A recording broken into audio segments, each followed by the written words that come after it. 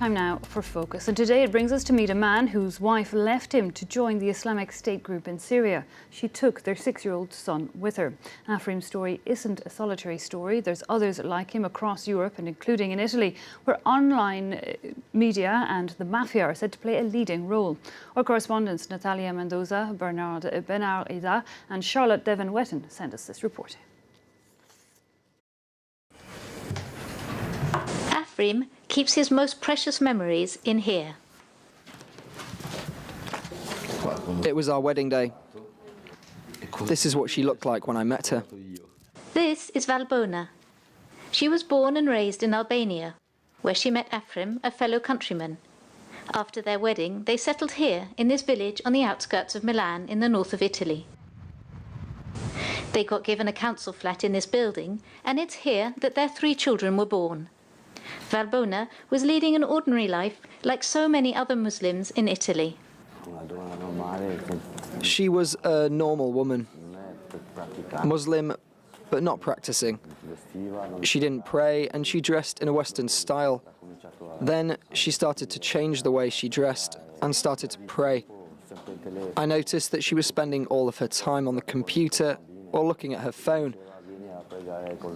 We started to fight because she was forcing the girls to pray. Despite these signs, Afrim didn't think for a moment that she was becoming radicalized and that she was preparing to run away. One morning she said a friend had invited her to have lunch at midday. At 5:30, my daughter called to say, "Mum's still not home."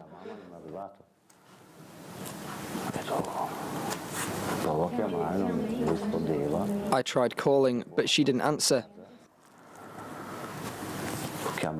I called and called, but she never picked up.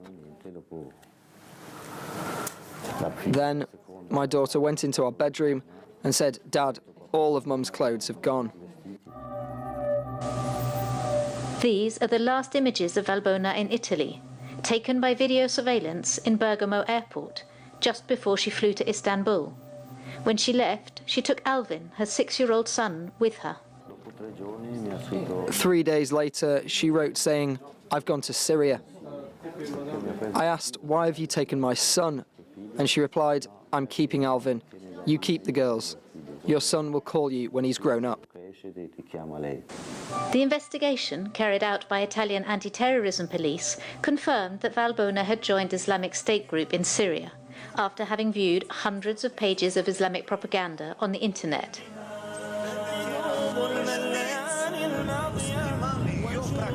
But Italy is also a logistical base, like in the case of Anis Amri, who committed the 2016 Christmas market terrorist attack in Berlin.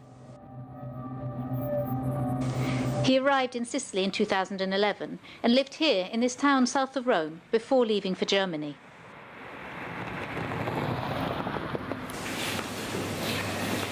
Walter Dian coordinated one of the teams involved in investigating the network that helped Amri during his stay in Italy.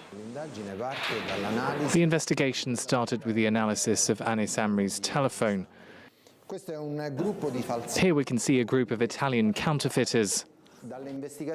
Our investigation revealed that one of them was given the job of supplying fake documents to Anis Amri, who needed them.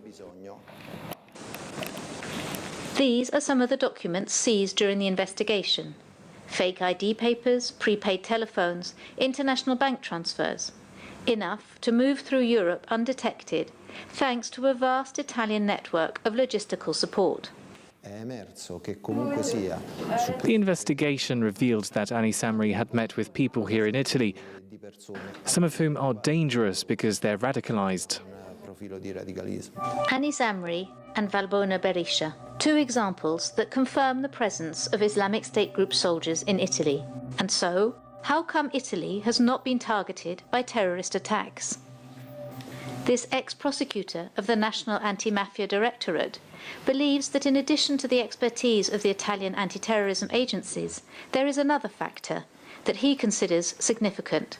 Jihadist organizations are involved in the trafficking of drugs, arms, archaeological artifacts, diamonds and black market oil. They sell all that throughout Europe by dealing with the mafia organizations here, like 'Ndrangheta and Camorra. The Calabrian and Neapolitan mafia, who seem to be the favoured business partners of the Islamic State group in Europe. So it's in the mafia's interest that nothing happens on Italian soil, as they're benefiting enormously from this trafficking. And this is contributing in a way to protecting our country.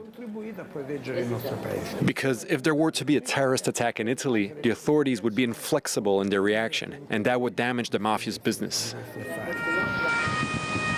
Since 2015, 322 radicalised individuals have been deported from Italy.